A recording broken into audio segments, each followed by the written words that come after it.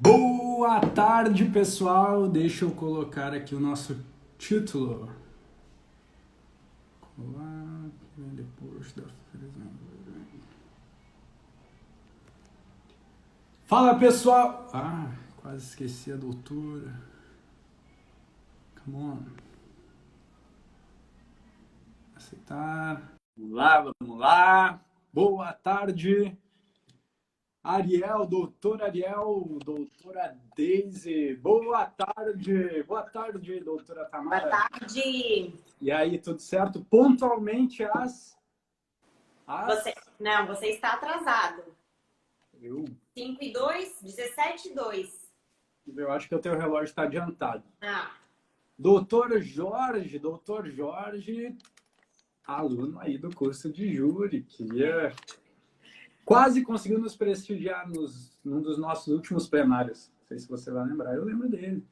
Doutor Thiago, doutora Sabrina, muito doutor nesse Instagram, né? Fico impressionado. Gente, muito boa tarde para vocês. Tá na Hoje Jara, a gente vai dar 17:02, né? sequência. Ó, 17:03. Ele não é muito bom com horário, gente. Não, eu sou assim, que eu tava ajustando. Hoje eu decidi ajustar antes, não viu que tá mais rápido ali o título, tá organizado. Felipe Jeitens, tu tá precisando de um filtro, porque você está com uma olheira. Eu acho que é a luz. Então, arruma, ou coloca um filtro bonito, pelo menos. Bom, eu não me importo com isso. Boa tarde, gente. Doutora Isabela, doutor Jefferson. Então, hoje a gente vai dar sequência, basicamente dar sequência ao nosso último encontro, né? Onde nós falamos ali sobre o atendimento, procedimento em delegacias. É um assunto extremamente amplo e a gente acaba tendo... Não é que é certa dificuldade, mas é impossível tratar desse tema em períodos curtos, assim, de 1 hora.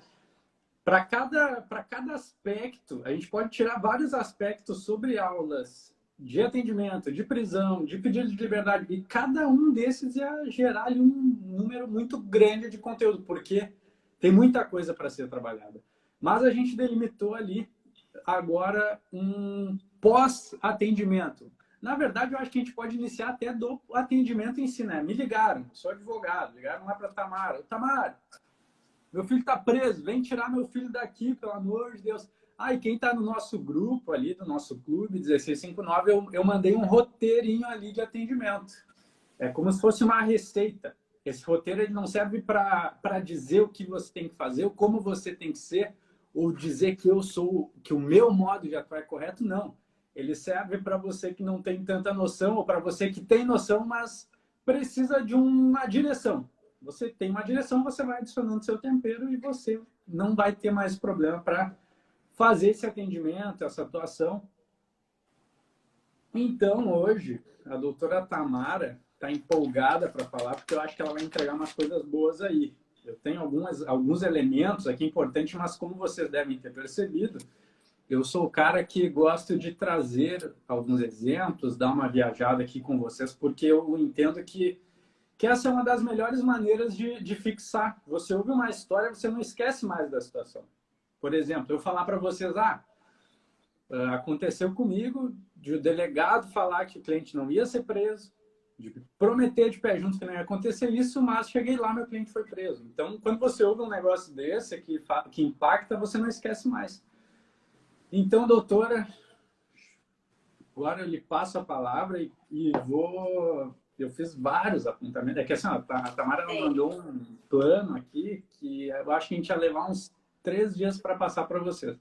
A gente vai tentar fazer isso dentro do... quase um plano de aula de um semestre. Bom, gente, boa tarde.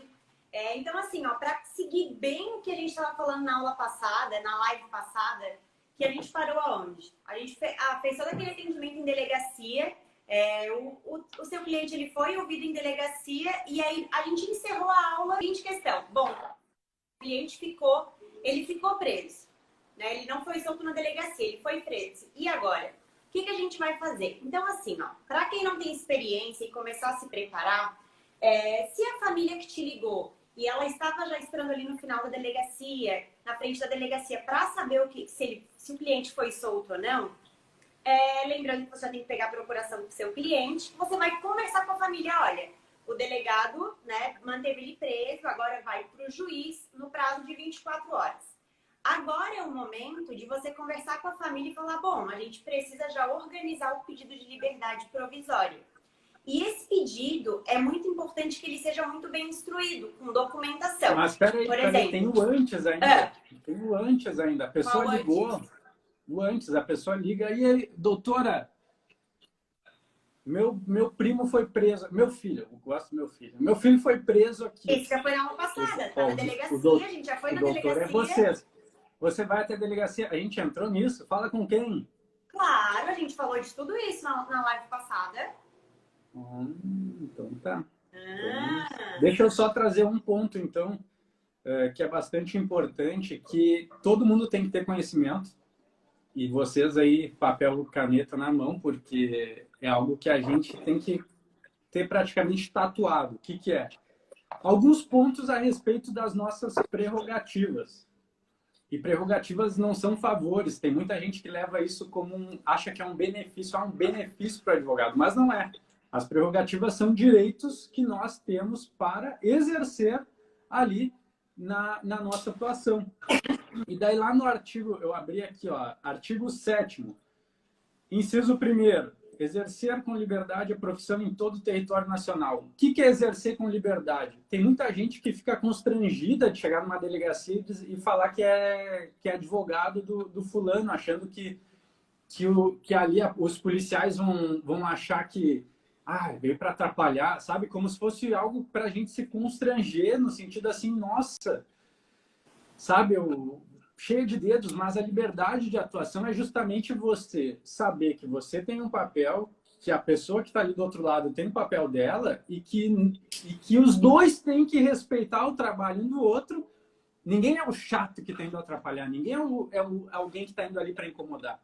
Você está indo lá a trabalho, você está indo lá exercer o seu papel. Então não tem essa de se acadelar, eu tenho medo de falar, fico constrangido.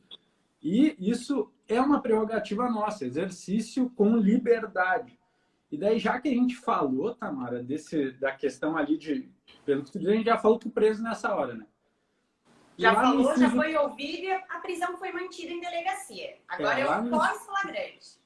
Tá, lá no inciso 3º, é que isso é importante, porque são questões que às vezes a gente sabe que a gente tem que se comunicar com o cliente, que isso é uma prerrogativa nossa, mas onde é que está isso? E às vezes, para quem está iniciando, é muito interessante você ir lá no delegado ou na autoridade responsável ali pelo plantão ou pelo procedimento e falar, olha, eu gostaria, de acordo com o inciso 3º do artigo 7º do Estatuto, me comunicar com o meu cliente. E lá diz, ó, artigo 7º, inciso 3º, comunicar-se com seus clientes pessoal e reservadamente, mesmo sem procuração, não precisa de procuração, quando estes se acharem presos, detidos ou recolhidos em estabelecimentos civis ou militares, ainda que considerados incomunicáveis. Então, não é um favor que eles estão fazendo para você, é prerrogativa. Isso aqui é um direito seu. E o que acontece? O advogado, o nosso trabalho, ele fica em torno de uma constante conversa com as autoridades policiais, com os órgãos judiciais. Como assim conversa? Vão ter delegados que vão falar, olha, não tem como falar reservadamente com ele. Não tem onde falar. Não tem. Eu já tive muitas vezes eles querem deixar alguém cuidando, ou algum policial perto.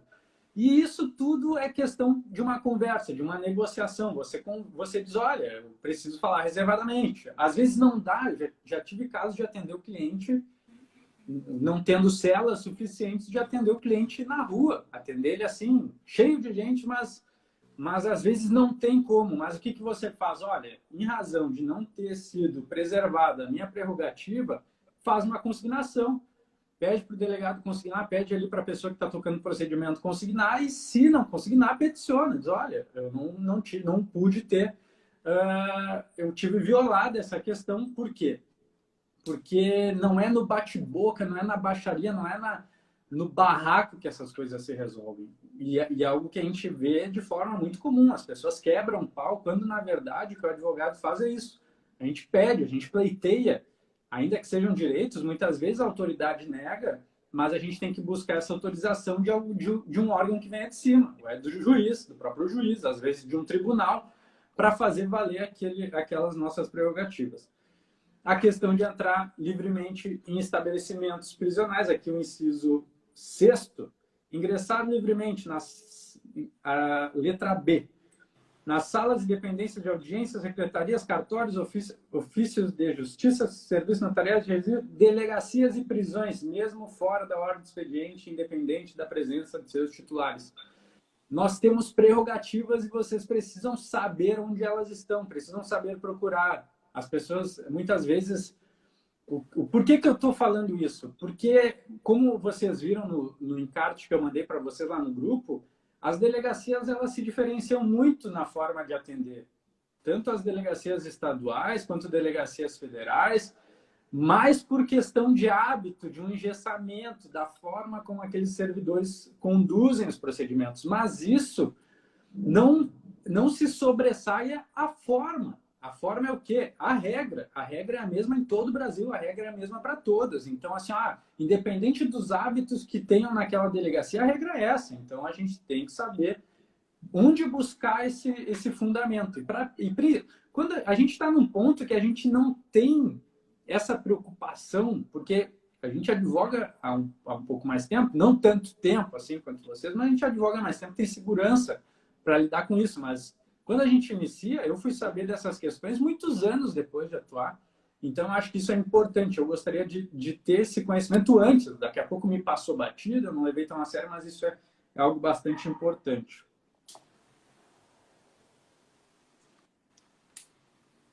Finalizou, meu querido? Quando pode gente, assim, ó. Então, prosseguindo o que eu estava falando para vocês. O cliente ficou preso na delegacia. Né? Qual é o próximo passo? O próximo passo vai ser o pedido de liberdade. Então, vai ser o momento de você sentar com a família e conversar já ali na saída da delegacia mesmo. E para fazer o quê? Cobrar por esse pedido de liberdade. Então, assim, ó, uma conversa que às vezes ali a família, ela tá nervosa, mas você não pode se deixar levar por esse nervosismo e conversar com a família. Passar valores pelo pedido de liberdade. E aqui daí eu faço um parênteses para vocês. No momento que está todo mundo ali nervoso, às vezes vale mais a pena você primeiro passar o pedido desse pedido de liberdade, ou seja, que seria talvez para o plantonista, se tiver audiência de custódia, o pedido de liberdade na audiência de custódia ou o pedido para o juiz da causa, para o juiz que iria receber o auto de prisão em flagrante. Sem incluir o HC. Então, assim, ó, deixar isso para a família ciente. Ó, a gente vai cobrar por esse valor. E se na audiência de custódia ou se no plantão eles negarem esse pedido de liberdade, aí a gente vai sentar, vai conversar para fechar o processo, fechar a defesa para o processo. Então, assim, esse primeiro momento é o quê? Passar o valor para a família ou passar o valor para o cliente. Se não tiver ninguém esperando no final da delegacia e o cliente já demonstrar que quer te contratar, já pega o contato de quem seria o responsável pela contratação, pelo pagamento, por providenciar os documentos. E esse pedido de liberdade, assim, ó, é um pedido super importante. E o que o juiz geralmente leva em consideração? Os documentos que a gente vai juntar. Então, assim, ó, a família acertou com você. Você recebeu. E isso tudo é muito rápido, porque assim, ó, se o seu cliente foi preso, vamos pensar, meia-noite, e se não tem audiência de custódia, você já pode fazer um pedido no plantão e esse pedido vai ser decidido na mesma noite, geralmente. Então, assim, para você que não tem experiência, olha a importância, porque em algumas horas você precisa de procuração, de contrato de honorários, de um pedido de liberdade. Então, imagina, isso tudo acontece super rápido. Se você não tem já um modelinho já pré-estabelecido, já pronto disso tudo, você vai se perder. Então, até inclusive ali depois eu quero disponibilizar para vocês, para quem não tem, uma lista de documentos que a gente costuma pedir para instruir esse pedido de liberdade. Por exemplo, comprovante de residência, que é muito importante, carteira de trabalho, se tem certificado, se estudou, se não estudou, fotos com a família, eu costumo juntar. Meu Deus, Felipe, que isso? O que tu acha desse filtro aqui? Tu não falou que eu tô com olheira? Gente, mereço uma coisa dessa? Arruma isso, senão eu não consigo nem me concentrar. Esse aqui devia ser bom, né? Para falar pro cliente, pô, cliente, tá difícil aí. Oh, Jesus. Vocês estão vendo como eu sofro, né, gente? Melhorou esse um pouquinho. Esse aqui, cara de Maluco, vai. Continua aí, doutor. Não, o pessoal tá tudo parado vendo trocar de filtro, Felipe. Ai, não é hora, querido. Alguém me ajuda aí, gente, por favor. Não é que falou pra eu botar um filtro. Tô querendo ficar bonito também. Então, assim, ó, até foi uma Tá bom coisa esse que a aqui? gente falou. Até uma coisa que a gente falou na live passada, que é assim, que o pessoal falou, eu não tenho contrato, eu não tenho procuração.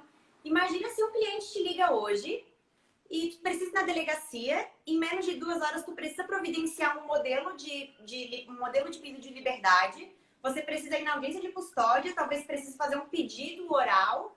Então, assim, tudo isso já tem que ter esquematizado, porque se o cliente ligar e você balançar e não ter isso pronto, você vai ficar nervoso, não vai conseguir fazer. Então, assim, a gente não falou disso na última aula. Procuração e contrato de honorários em branco tem que sempre ter isso aí, gente. Procuração e contrato de honorários em branco. Se você que não é que nem a gente lá no Sul, tinha escritório do lado da delegacia. Hoje também, nosso escritório fica na frente quase. Se você não tem essa possibilidade de ter tudo na mão, ou de um sócio que esteja produzindo enquanto você está em ação, vocês têm que ter um modelo de procuração. Eu acho que a gente falou sobre isso antes, sabe? Falou do modelinho de procuração e contrato, a gente falou assim. Eu acho que a gente pode até disponibilizar para quem está lá no grupo, né? A gente quer fazer uma aula que a gente vai falar sobre o contrato de honorários, ali falando sobre as cláusulas e tudo mais. Aí, assim, a Tanajara ali falou da lista de documentos. Eu costumo pedir tudo para a família, tudo que possa ajudar a demonstrar que aquela pessoa não leva uma vida direcionada para o crime. Por exemplo, até agora na época de Covid, se tem uma doença respiratória, se tem uma doença pré-existente, junta a documentação médica, que é importante. E até na petição, eu costumo juntar esses documentos todos na petição para ficar bem fácil de visualizar, sabe? Então, assim, se você fizer esse pedido de liberdade... Na petição, só acho que tem que explicar a gente juntar na petição... A gente transforma em JPEG e cola no corpo da petição. A Isabela falou, juntar fotos, porque às vezes o juiz ele nem vai... Às vezes não lê a petição, às vezes tu acha que ele vai lá catar documento, já deixa ali fotinho do documento junto de uma petição. Eu já juntei foto do cliente abraçado com a vozinha na cadeira de roda. Então, assim, se tiver alguma coisa que tu acha que pode comover o coração do juiz, junta. Então, assim, tudo que tiver que ajudar, se não tem nenhum registro em carteira de trabalho, que é uma coisa importante, mas trabalhou de maneira informal, ali mesmo, na hora do movimento, já pede, então pede 2 declarações para as pessoas que ele trabalhou, pode ser escrita à mão mesmo, não tem problema.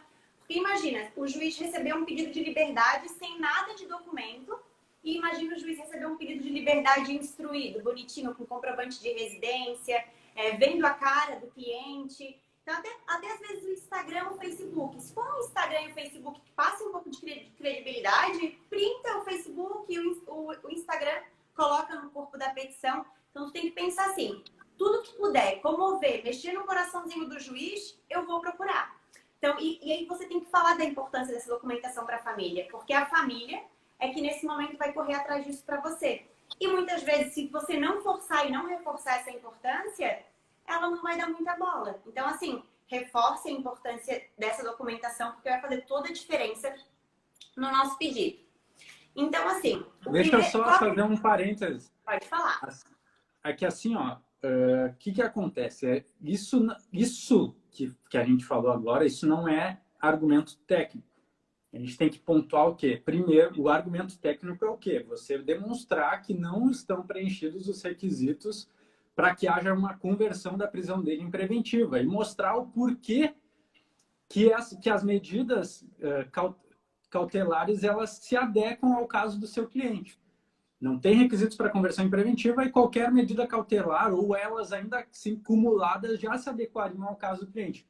A técnica é o quê? Diz, olha, prisão é a última ratio, porque infelizmente a prisão ela deveria ser uma exceção, mas hoje a gente se depara como regra, isso é praticamente regra. Então a fundamentação técnica é no sentido de demonstrar para o juiz, olha, excelência, o nosso cliente ele cumpre o necessário para que ele responda esse processo em liberdade. Se ainda não foi convertido em preventiva, você faz um pedido de liberdade provisória. Isso se não teve legalidade no flagrante, quando a gente fala em relaxamento de flagrante.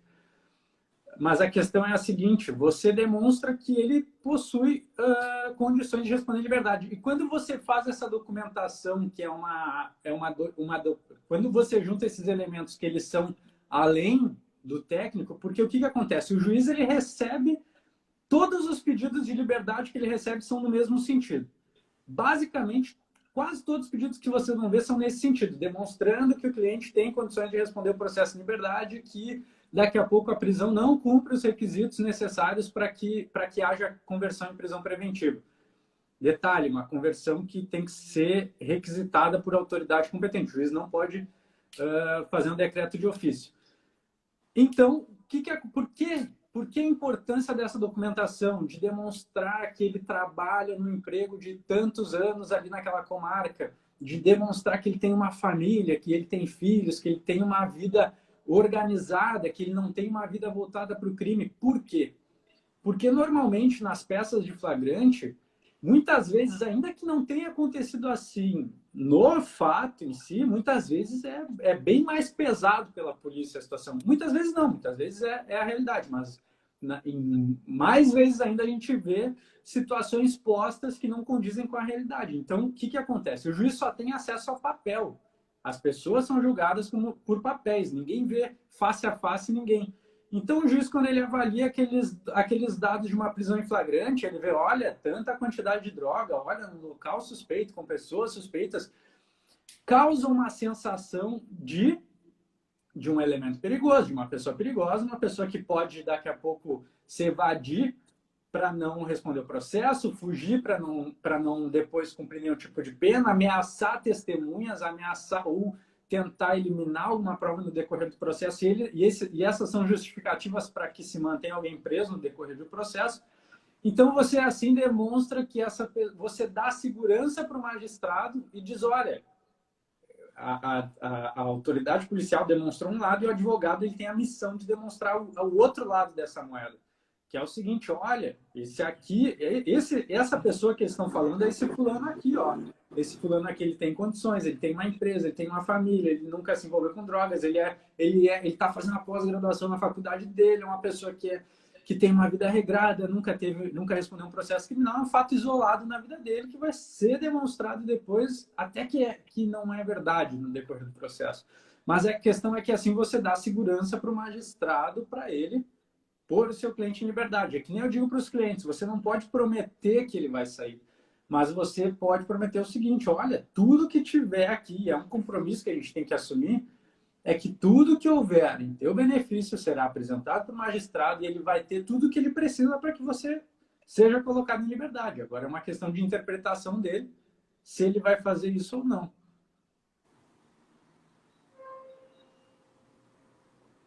Eu me prendi a ler o comentário. Pode falar, Tamara. Gente, então assim, ó. Tá, Tamara. Atendi um cliente na delegacia, fechei, fiz o pedido e agora?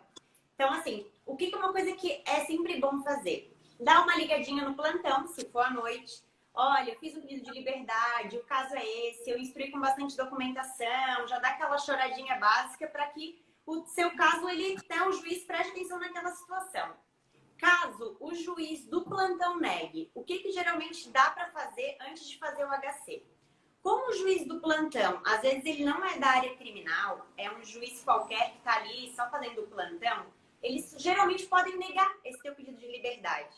Então, ali, se na segunda-feira, no dia seguinte, tiver no juiz da vara comum, você pode fazer um outro pedido, nada impede que você já comece a preparar o HC, porque você já tem uma negativa, mas você pode fazer esse pedido para o juiz da causa, para o juiz da vara criminal, por exemplo. Dependendo da situação, gente, a gente gosta de fazer o quê? Ir conversar com o magistrado pessoalmente, porque às vezes, imagina, é um caso de um réu primário que tem farta documentação, que demonstra que ele não tem envolvimento com crime. Dependendo da situação, vale a pena até ir conversar com o Ministério Público. Porque às vezes, assim, sabe que é um promotor que não é tão rude, que é mais tranquilo? Porque se chegar na juíza, no juiz, com um parecer favorável do MP, já é um meio caminho andado. Então, assim, às vezes a gente acha que ligar, falar com o juiz, isso não é tão bom. Meus 2 primeiros clientes que eu fechei, assim que eu me formei, os 2 clientes eu fui conversar com o juiz e com o promotor de justiça, e os dois foram soltos em menos de 24 horas, assim, foi tudo muito rápido. E então, assim, faz diferença sim. O juiz, eu trabalhei em gabinete, eu estagiei em gabinete, então, assim, os advogados que vão até o gabinete falar com o juiz, geralmente os processos deles são analisados com mais cautela e de forma mais rápida. Então, não tenha vergonha de ir. Às vezes tem juiz que não vai querer te receber, tem, mas assim, faça o seu papel, sabe? Tente lá conversar, porque isso vai fazer diferença no momento da análise do seu pedido. Então, assim, feito esse pedido, vamos supor que então que o juiz ele conceda liberdade para o seu cliente. Gente, se ele já estiver no presídio, uma coisa que daí a gente costuma fazer para agilizar essa soltura do cliente. Já pede o alvará, já liga para o cartório, pede urgência para o cartório, está encaminhando para o presídio. Você mesmo, por e-mail, já encaminha por e-mail para o setor penal do presídio, já dá uma ligadinha lá, confirma o horário que eles costumam fazer o cumprimento dos alvarás e já avisa a família para a família ir buscar. E já fala, pegando ele, já passa direto no escritório, porque a gente precisa conversar sobre a defesa do processo. Porque logo na sequência já vai ter o oferecimento da denúncia, provavelmente. Então, por mais que seu cliente esteja solto, você já tem que amarrar ele para negociar o contrato para que você possa atuar no processo. Vamos supor, então, que o juiz ele negue o seu pedido de liberdade. Como você não cobrou para fazer o HC, em tese, agora é a hora de chamar a família, sentar e falar, olha, a gente fez o pedido para o plantão, a gente fez o pedido para o juiz, a gente foi lá, conversou, mas eles manteram o cliente preso. Então, assim, agora a gente tem a possibilidade de fazer habeas corpus para o Tribunal de Justiça, STJ e STF, só que a gente já tem que se preocupar com a defesa do processo. Isso é uma coisa importante que a gente tem que sempre falar para a família. A defesa, o pedido de liberdade é importante sim, mas também não adianta nada a gente soltar o cliente e deixar o processo de qualquer jeito. Então agora é o momento de fechar o contrato e já pedir para a família, bom, teve um flagrante forjado, teve alguma coisa que não está de acordo ali no depoimento, vamos atrás de prova, vamos atrás de testemunha, para enquanto eu faço os pedidos de HC para o Tribunal de Justiça e para os tribunais superiores, a gente já comece a pensar na defesa do processo. Uma coisa que também que a gente já percebeu aqui no escritório que a gente tem que avisar. Quem geralmente visita preso é a família. Então, às vezes, assim, você falou com o preso na delegacia um dia antes. Pela família, ela vai querer que você vá todo dia no presídio conversar com o seu cliente. Mas não é assim que funciona. A gente tem que trabalhar e não dá para ficar todo dia indo visitar o cliente.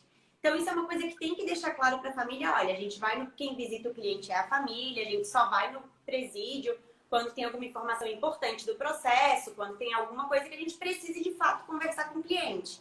Só ir lá para ficar vendo, para passar informação para a família, isso é uma coisa que se você quiser fazer, você tem que pensar também no valor. Porque daí você tem que sair, tem horário, tem gasolina, tem tudo isso que você tem que pensar. E é uma das cláusulas que é importante já colocar no contrato. Se tem visita no presídio, quantas tem, que casos que vai, para não acontecer nenhum problema.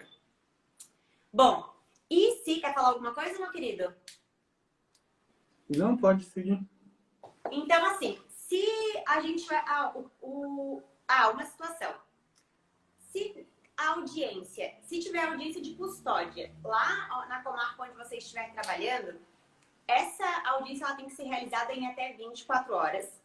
Então, você não vai precisar fazer esse pedido por plantão. Você vai aguardar até o outro dia, que vai ser realizado até em 24 horas.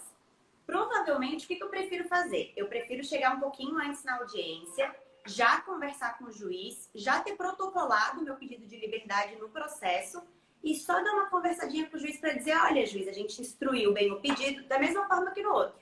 A gente instruiu bem o pedido, a gente juntou documentação. Um réu que tem 20 anos, ele é primário, tem residência fixa, mora com a mãe e tal. E lá já dá uma conversadinha com o juiz, porque isso faz diferença. Para que serve a audiência de custódia? Não tem interrogatório, gente. É uma reunião para saber sobre a legalidade da prisão. Então, assim, não é hora do juiz colocar o seu cliente contra a parede para saber se ele fez ou não. Isso não é para acontecer. É simplesmente para o juiz pegar e falar, bom, a tua prisão, aconteceu tudo certo? É o momento de quê? De você instruir o seu processo. Foi espancado pela polícia? Mandar que passe por um médico, mandar averiguar essa situação, mandar para a corregedoria e falar todas as legalidades. Teve uma violação de domicílio? Esse é o momento de falar e de comunicar ali o juiz também sobre isso. Então, assim, a audiência de custódia tem locais que ainda não tem locais que estão fazendo de forma virtual, tem várias decisões do STJ que dizem que mesmo não sendo realizadas, elas não constituem nulidade e que às vezes mesmo que não haja a audiência, vamos pensar que seja relaxada essa prisão por conta de uma ilegalidade, ainda assim pode converter a prisão em preventiva. Então tem algumas coisinhas assim que a gente tem que ficar esperto. Só uma consideração sobre os termos, sobre a forma de falar, os nossos pedidos.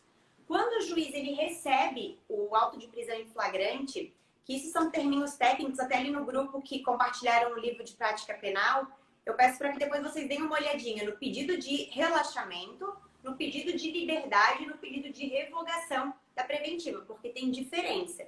Então, assim, quando o juiz ele recebe o auto de prisão em flagrante, o que ele pode fazer? Primeiro, ele pode homologar esse flagrante para dizer, bom, é uma situação de flagrante, está tudo certo. Ele homologando esse flagrante, ele pode converter esse flagrante em prisão preventiva.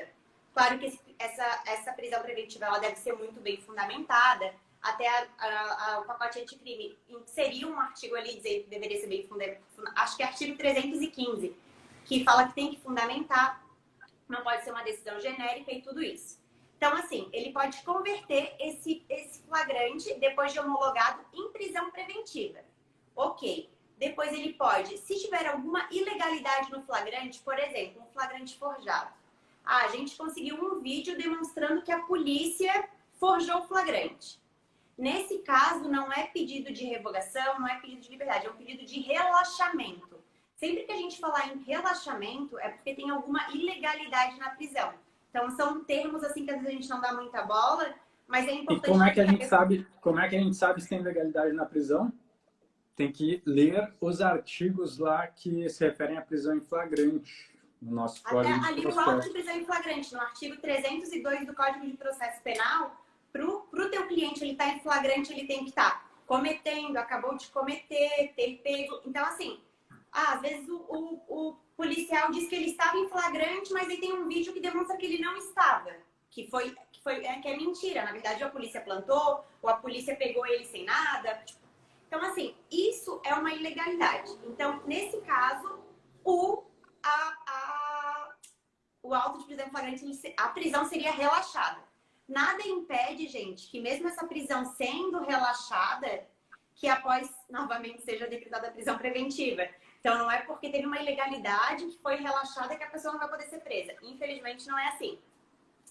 Então, essa é uma situação. E depois o juiz pode conceder liberdade provisória, com fiança, sem fiança, com medidas cautelares, com outras medidas cautelares, ou ele pode simplesmente aplicar, conceder liberdade provisória, sem nada, sem que precise cumprir nada.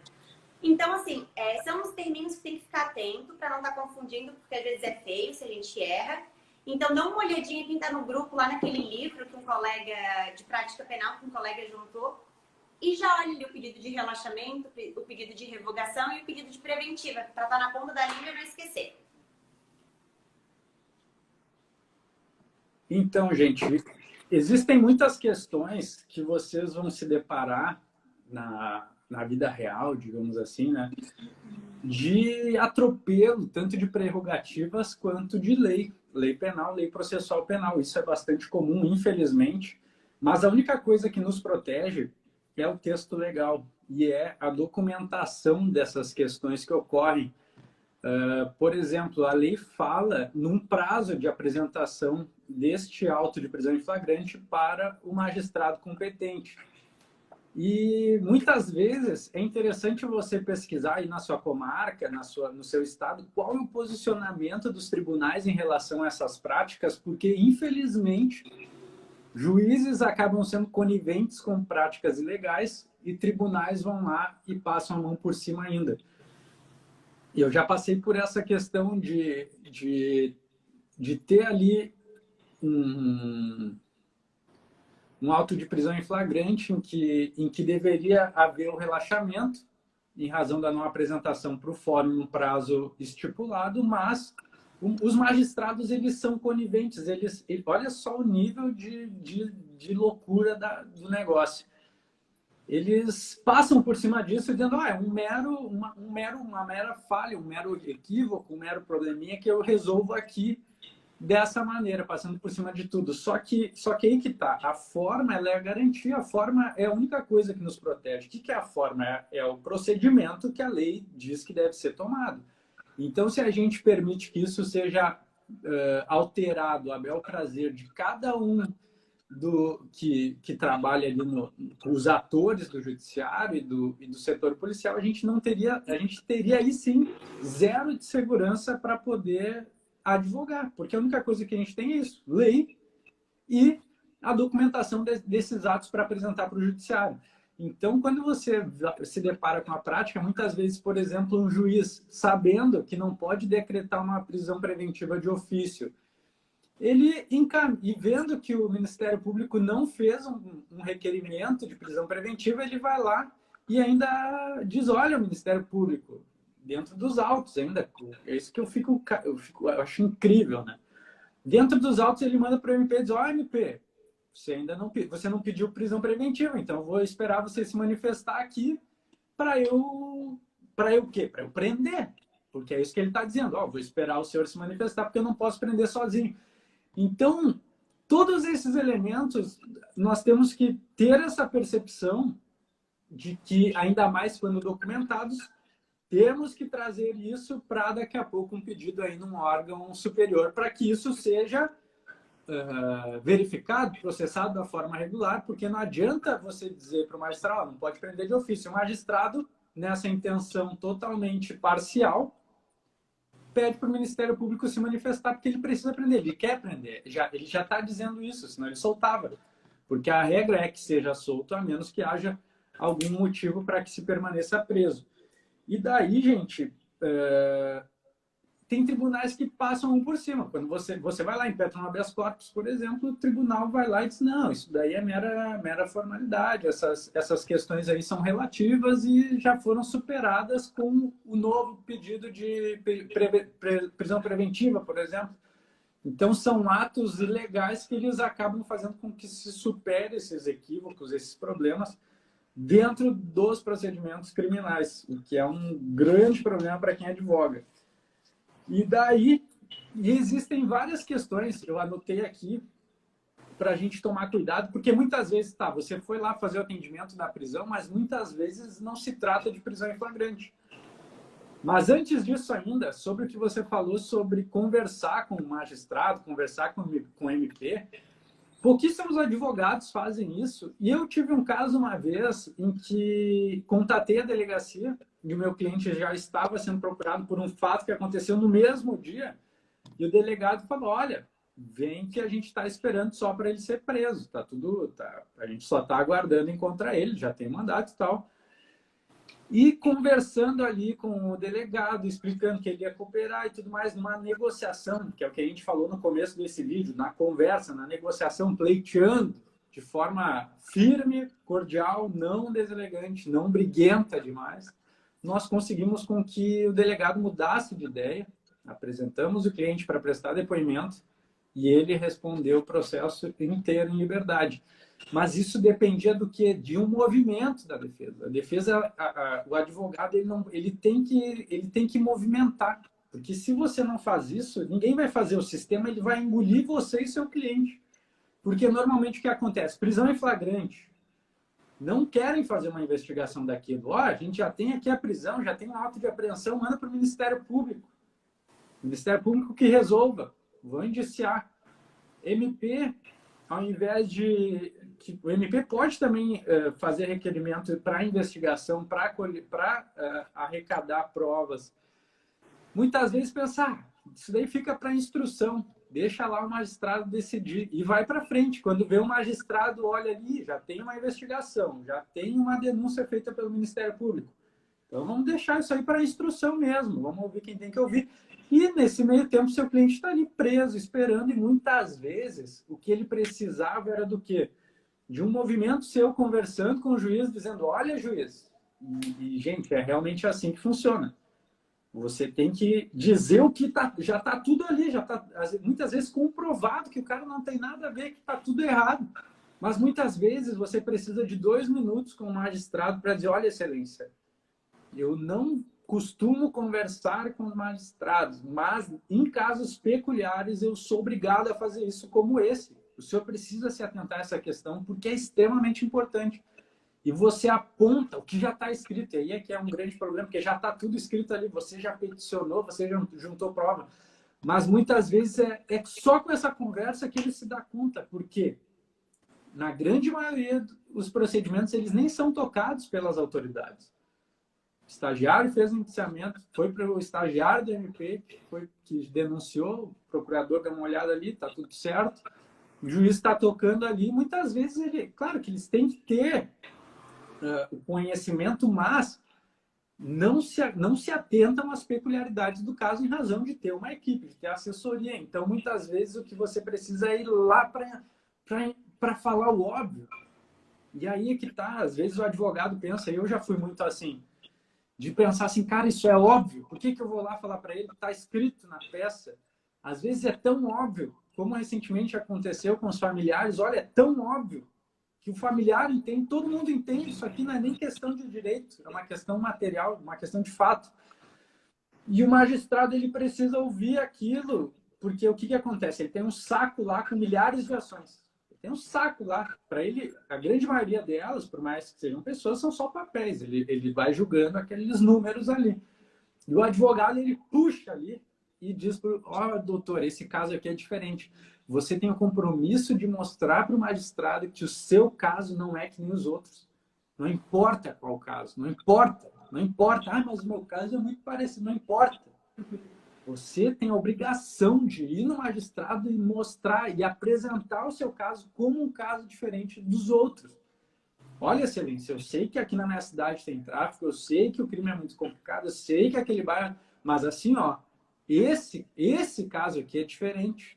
Olha aqui porque, olha as provas que eu juntei aqui, ó, olha aqui esse cara aqui. Uma tornozeleira é o suficiente para ele, se o senhor não tem segurança que ele vá permanecer dentro da localidade ali. E mais, nas minhas petições eu costumo até adiantar, olha, e o meu cliente, nos pedidos de revogação, por exemplo, de preventiva, eu digo, olha, o meu cliente ele ainda já de antemão assume o compromisso de não sair da comarca, de comparecer a todos os atos do processo. Já adianto para o magistrado, porque eu sei que eles precisam dessa segurança e essa é uma forma de deixar cada vez mais a cama pronta ali, ó. Ó, tá aqui, doutor, o que o senhor quer mais?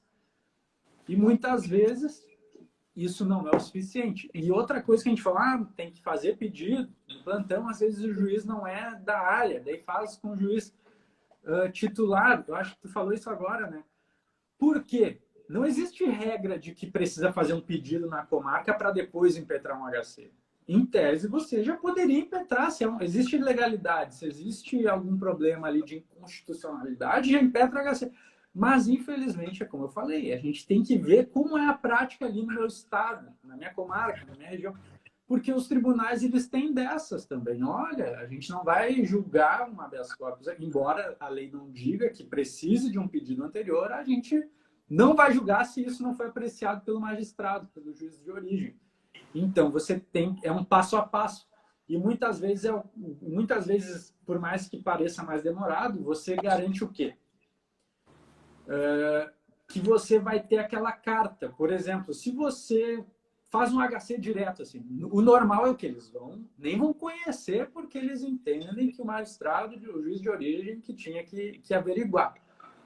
Mas vamos para esse lado de que você impetrou o HC. E eles conheceram o HC, mas não concederam a ordem. O juiz titular da vara, ele já tem um fundamento para deixar seu cliente o resto do processo preso, porque um tribunal superior entendeu que existem os requisitos da prisão preventiva. Então, são vários elementos que nós temos que prestar atenção, vários elementos. Quando se trata de inquérito, gente, o olhar aguçado ele vem com a prática, ele vem com o estudo, com a informação. Existem coisas que... Eu trouxe um exemplo aqui de outra coisa. Por exemplo, quando você vai ter acesso aos autos do inquérito. O nosso estatuto também prevê isso, existe súmula e tudo mais, mas eu até vou dizer o inciso aqui, ó, artigo 7º, inciso 14. de acesso aos autos. Muitas vezes existe uma... Essa semana eu estava olhando no grupo da Bracrim ali, no qual eu faço parte, das colegas dizendo, olha, a gente junta a procuração e daí quando tu quer acessar de novo o inquérito, tu tem que juntar de novo a procuração. Assim, ó, muitas delegacias trazem uma série de empecilhos para a gente poder trabalhar. Eu já tive casos de delegacias que fizeram eu levar até... Ah, o senhor tem que trazer a folha de ofício aqui, a folha de ofício para a gente fazer a cópia do inquérito. Em caso de autos físicos. Eu ia lá, comprava um pacote de folha de ofício, levava. Tem que juntar a procuração de novo. Então, assim, ó, são maneiras que eles têm de burlar o que é uma prerrogativa do advogado. E nesses momentos, aí eu trago como algo bastante importante para você que não quer se envolver com nada de órgão de classe, enfim, mas nesse momento é importante ter o apoio dos órgãos de classe. Por exemplo, OAB, Comissão de Prerrogativas da OAB. Até a gente teve uma reunião essa semana em que foi falado que a Comissão de Prerrogativas é mais institucional e tal, mas a Comissão de Prerrogativas é a comissão chave. Por quê? Porque a gente precisa agir na pressão. E muitas vezes o advogado sozinho ele grita e não é ouvido. E quando você tem um órgão por trás, um órgão ativo, um órgão que você vai lá e é escutado, esse órgão ele tem que fazer pressão. No Rio Grande do Sul, a Bracrim é extremamente forte. E lá faz pressão com o chefe geral lá das polícias, presídios, governador, com quem tiver que fazer, vai lá e faz. Porque daí você já não é um gritando, você é uma classe inteira botando fogo nesse troço. Então daí a importância, porque muitas vezes você sozinho não vai ter essa força, embora nós sejamos muito fortes sozinhos. E daí um exemplo de quando mesmo... concederam acesso aos autos do inquérito, daí você não sabe se aqueles autos do inquérito estão completos. Eu já passei por isso também. Olha, não me deram as mídias dos autos, não me deram os depoimentos X dos autos, não me deram a foto e tal. Por quê? Porque em muitos lugares vem advogado como um empecilho para a investigação. E daí uma alternativa para esses casos seria daqui a pouco você fazer um peticionamento para que seja numerado o inquérito policial. Pô, mas por quê? Por quê? Justamente para ter essa segurança de que você recebeu todas as peças do inquérito e não houve nenhuma artimanha de juntar depois sem o seu conhecimento ou de só juntar tudo quando for para o judiciário, de selecionar o que o advogado tem que ver ou não. Ô, Felipe, isso não é papel da polícia, isso é papel do judiciário, saber o que importa ou não de prova. E a gente tem que ter acesso a tudo.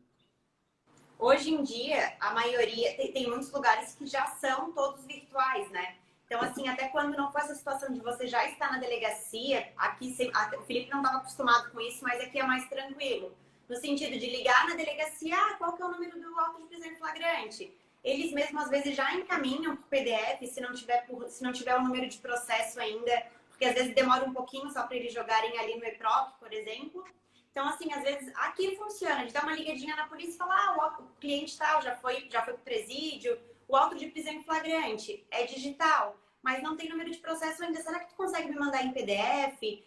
Ou, às vezes, pelo o nome do seu cliente, você não consegue pesquisar no EPROC. Você precisa do número do processo, sabe, para buscar. Então, dá uma ligadinha, pede o número do processo, porque daí, às vezes, isso já agiliza. Que, às vezes, tu tá ali pesquisando pelo nome, pelo CPF, e, às vezes, não aparece. Você precisa ligar na delegacia, ou, às vezes, no plantão, ou no fórum direto, e pedir o número do processo, para conseguir olhar, juntar a procuração e aí se habilitar. Uma coisa até que o Felipe também não estava acostumado quando ele veio para cá, é que eu já fiz muitos pedidos de liberdade, de revogação da preventiva, sem procuração. Eu fazia o pedido, porque o Felipe ele tinha essa preocupação no sentido assim, não, fechei com o cliente, sou obrigada a ir lá falar com ele para pegar a procuração. Eu falava, não, Murilo, precisa. A gente faz o pedido de liberdade, a gente pede prazo para juntar a procuração e tá tudo certo. Aqui, em Santa Catarina, eu nunca tive problemas com isso. Claro que se tem a possibilidade de pegar a procuração, já pega. Mas assim, se é um cliente que está muito longe, que foi preso muito longe, você precisa fazer esse pedido, faça o pedido, peça prazo para juntar a procuração, que tá tudo certo, não vai ter problema. geralmente não tem problema, né? Não é para ter. E só uma outra Tá. coisa ali do que o Felipe falou do HC. Quando você fizer o pedido para o plantonista e ele negar, gente, vocês podem sim fazer um HC, porque já foi negado, né, pelo juiz de primeiro grau. Vocês podem. O que eu não gosto de fazer é porque daí eu vou estar queimando uma ficha. Às vezes eu prefiro esperar um dia, porque né, se tu for lá conversar com o juiz da vara, ele vai decidir no dia seguinte.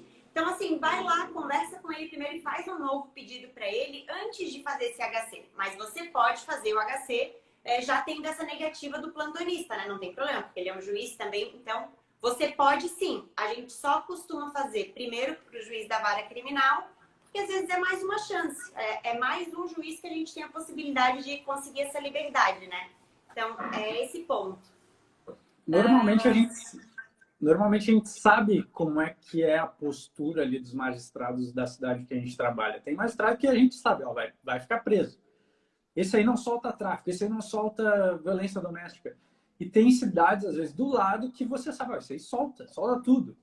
Então, você tem uma noção de como eles trabalham. Mas essa questão que a Tamara falou, realmente, eu fui muito impactado com o modo como as delegacias de Santa Catarina trabalham e as delegacias do Rio Grande do Sul, em que eu trabalhei, trabalham. E aqui foi um negócio, mas um princípio continua sempre o mesmo. Você tem que agir, você tem que conversar. Um dos casos que me chamou mais atenção em Santa Catarina, além daquele em que você liga, eles têm prontamente encaminham autos, tem uma assistência muito, muito efetiva para nós, foi um caso em que eu fui como advogado de uma vítima até a delegacia para tratar a respeito de um fato recente em que eu precisava das imagens de um estabelecimento, de uma imagem de um estabelecimento que ela podia se perder. E eu sozinho, com o estabelecimento, não estava tendo acesso, não estava conseguindo. Então, eu fui até a delegacia, encaminhei uma petição. A petição foi para o procedimento normal. Foi para um inspetor, o inspetor mandou para a delegada mandou para ele, ó, isso aí vai ser investigado dentro dos próximos dias. Mas a gente tinha uma preocupação de que a gente perdesse, porque existe muito essa questão, olha, isso daí só fica registrado 2 dias, só fica registrado 7 dias. Então a gente tinha esse problema. Então eu fui lá conversar com a delegada, mostrei que o nosso caso ele não era que nem os outros, era um caso diferente dos outros. Eu disse, olha, doutora, a senhora nunca me viu aqui, justamente por isso, esse caso aqui, ele é muito peculiar, e a senhora vai se apavorar quando a senhora vê. E o que aconteceu? Ela falou, para tudo, a gente está indo lá agora, com uma equipe lá no estabelecimento, buscar essas imagens. Por quê? Porque a gente insistiu numa conversa com a delegada. E assim, gente, você tem que fazer. Se você não fizer, o que acontece? Se a gente for esperar um prazo razoável, 15, 30 dias para alguém ir até lá resolver, ou mais, porque tem milhares de inquéritos. Uma conversa respeitosa, né? Porque se chegar lá, nessa situação, o Felipe chegou de forma simpática, né? Se chega lá, ela não era obrigada a fazer na hora, né?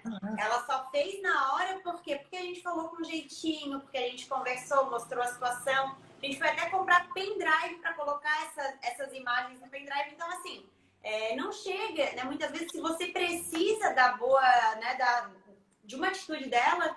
A gente sempre precisa. Chega lá de forma tranquila, né? Tem uma boa convivência, conversa. Não chega lá batendo o peito, eu preciso agora, vai fazer. Senão eles não fazem. O meu caso é o meu cliente.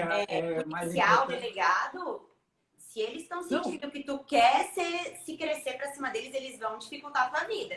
Então, assim... Vocês devem conhecer servidores públicos. Eu duvido que vocês que estão aqui não conheçam um servidor público. É só perguntar para ele, olha, quando alguém chega lá botando banca, o que vocês fazem?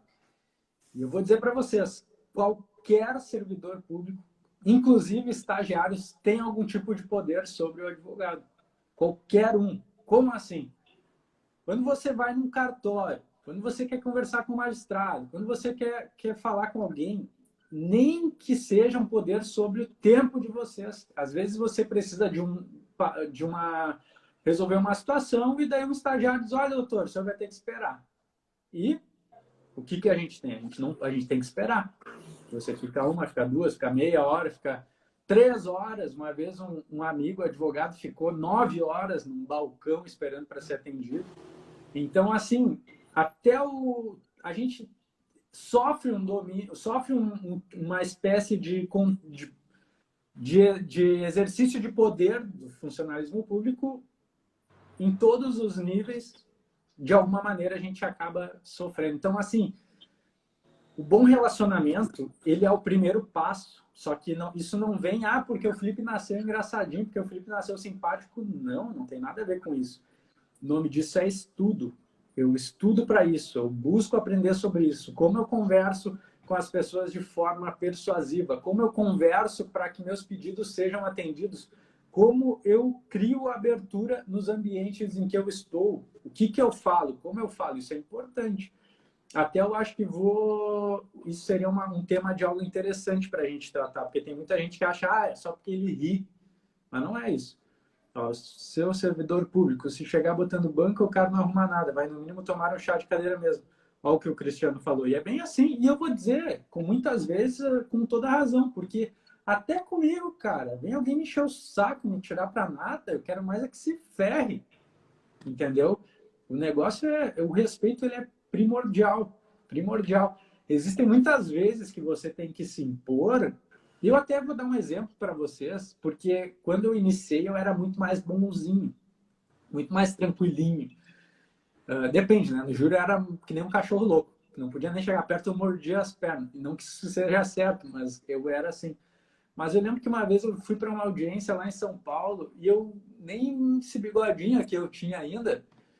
E daí tinha um monte de gente na porta daquela audiência e eu fui falar com o estagiário, falei, amigo, tudo bem? Eu sou o Felipe, eu tenho uma audiência aqui, o senhor pode me falar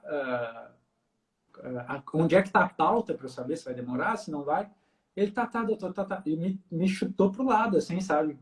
Eu me senti assim, nossa senhora, né? Mau humor. Mas daí chegou um advogado mais velho, eu vi que já era conhecido, o cara se abriu assim, doutor, como é que tá? Não, pera aí que eu vou olhar pro senhor. Na minha cara ele fez isso. Mas assim, eu era bonzinho, mas nunca fui me tirar pra bobo não, né? Daí eu olhei, filha da puta, né, cara? Saiu o advogado, amigão dele, falei, cara, é o seguinte, ó, eu não tô aqui de brincadeira, velho, eu vim pra trabalhar, eu quero saber qual é a pauta que tá tendo agora, porque eu quero saber, velho, tem que me dizer. Ai, doutor, calma, eu tô calmo, só que eu preciso dessa informação, e eu preciso agora, porque eu fiquei emputecido com aquela cena. Foi muita sacanagem, na minha opinião, né? Mas não foi nada demais, mas eu digo assim, ó, no sentido de impor a gente, como eu falei lá naquele inciso, primeiro inciso que eu falei hoje sobre o nosso estatuto, exercício com liberdade. É você ter uma atuação livre e segura. Você está lá cumprindo seu papel, assim como eles cumprem o deles. E é isso, gente. Eu acho, olha, já bateu 1 hora. Tem algum ponto que tu queira trazer ainda, Tamara? Não, gente, assim, ó, só para concluir que a ideia dessa live foi assim, ó, porque às vezes as pessoas não estão acostumadas né, tem muita gente que ainda não fez o primeiro atendimento em delegacia. Para quando fazer, saber exatamente esse passo a passo. Foi lá, meu cliente ficou preso, falo com a família, tem a possibilidade de pedido para o plantão. Se tiver audiência de custódia. Uma situação da audiência de custódia, que às vezes, uma situação. Que às vezes você precisa fazer o pedido na hora de forma oral. Se isso acontecer, para quem ainda não tem experiência, que vai ficar nervoso, o ideal não é você ir lá e ler uma petição de 10 páginas. Então, assim, se você não vai conseguir falar sem fazer uma leitura, faça uma folhinha, uma folha só, uma lauda. Escreve como se você estivesse falando. Que aí você pode, na hora, ler esse pedido e vai parecer uma coisa natural, sabe? Escreve, faço o pedido tal, como se você estivesse falando, porque daí isso vai te dar mais tranquilidade. E como o teu cliente vai estar na audiência de custódia, então é um momento que também você não pode tremer muito, você tem que mostrar que tá com tudo no esquema. Então, assim, audiência de custódia, pedido para o juiz. Hoje a gente não entrou bem ali no pedido de revogação da preventiva, no pedido de liberdade, os fundamentos, porque não era essa a ideia. A ideia era mais que vocês estivessem seguros do que fazer após a delegacia. sabe? De saber exatamente o que fazer, se tem plantão, se não tem. Então, a ideia dessa live foi para isso. Uma outra live a gente vai conseguir falar especificamente sobre ali os fundamentos e entrar um pouquinho mais nisso. Então, eu acho que é isso. Se vocês ficarem com alguma dúvida, vocês podem mandar pra gente. Ou podem mandar no grupo também, que a gente vai responder. E essa aula teve muitas questões assim que vocês têm que dar uma lidinha, ficar por dentro. Porque geralmente o nosso primeiro atendimento vem de uma situação como essa. Sabe? Vem de um flagrante. Geralmente o nosso primeiro cliente é um pedido de liberdade. Então, assim, deem uma olhada em tudo isso que a gente falou. Prestem atenção, que isso vai fazer bastante diferença na advocacia de vocês. É isso. Gente, tem mais uma questão muito, muito, muito importante, porque é o seguinte, eu acho que foi em 2018, 2019, que eu fiz o lançamento de um material para dar um suporte para a galera que estava iniciando e ele teve muita saída, muita saída. E daí eu conversando com a Tamara, porque a gente recebe muita mensagem, muito pedido, muita mensagem, muito pedido, só que a gente não tem tempo para atender todo mundo da maneira que gostaria e não tem tempo de não teria tempo de fazer uma atualização e tal, só que daí a gente pensou, cara, às vezes são coisas tão pequenas e a gente não dá conta de responder a todo mundo. Então, diante de vários pedidos de alunos de outros cursos, até do pessoal que acompanha a gente, até teve muita gente do grupo que me chamou, a gente está planejando o lançamento de um material, mas a gente pensou em fazer de forma diferente, uma imersão onde a gente tem ali uma aula por dia e daí, no final da semana, a gente tem uma live para tirar a dúvida de quem está ali, justamente para estar perto, para estar junto com essas pessoas. Então, a sacada é o quê? Ninguém começa sabendo tudo. E tudo que a gente sabe, que nem assim, ó, são 5 anos, mais de 5 anos, tomando na cara, aprendendo com colegas, aprendendo com os meus erros, aprendendo com os erros dos outros, tanto eu quanto a Tamara. E isso que vocês estão fazendo aqui é algo extremamente importante. Extremamente importante. Buscar informação, buscar aprender com os erros dos outros, com o aprendizado dos outros. Então, a gente pensou em organizar algo, um método, algo mais organizado, um passo a passo. E muito provavelmente a gente vai fazer o lançamento dele na próxima quinta, porque a gente ainda está definindo alguns temas, mas algo que eu posso adiantar para vocês, claro, se isso aqui está agregando vocês, e a nossa ideia é manter as lives nas quintas para agregar vocês, quem tiver interesse em saber, em ter algo a mais, um acompanhamento mais de perto, alguns benefícios que a gente pretende criar ali justamente para estar mais perto, porque a gente não consegue estar perto de todo mundo. Lá no nosso grupo já são mais de 100 pessoas, a gente não consegue dar assistência para todo mundo.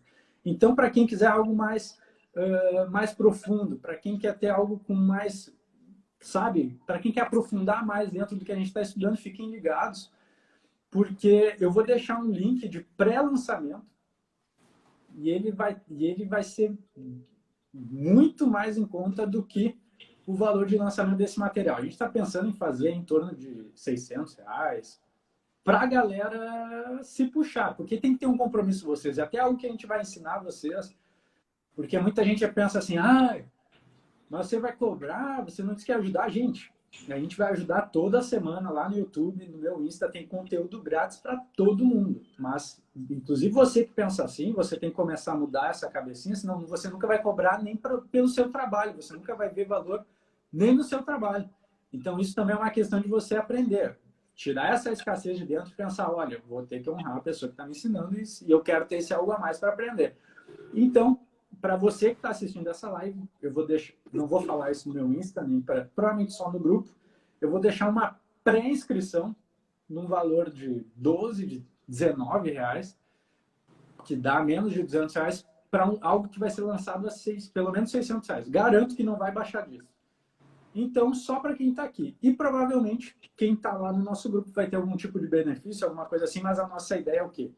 É trabalhar o passo a passo, tanto para quem está iniciando ali questão de organização de escritório, atendimento de cliente, prospecção de clientes. São coisas que a gente vai tratar também no decorrer do tempo, mas lá eu quero falar também sobre sustentação oral, tráfico de drogas, execução criminal, tribunal do júri, ou seja, a gente vai sentar e é como se a gente fizesse uma releitura do material que foi criado, mas atualizando e, cara, fazendo algo assim, ó, para arrebentar. Então, se você está gostando do que você está aprendendo aqui, pense que é algo que a gente vai sentar e vai pensar assim, cara, como é que a gente melhora e vamos botar para quebrar. Então, gente, espero que tenham anotado muitas coisas. Nem falamos da nossa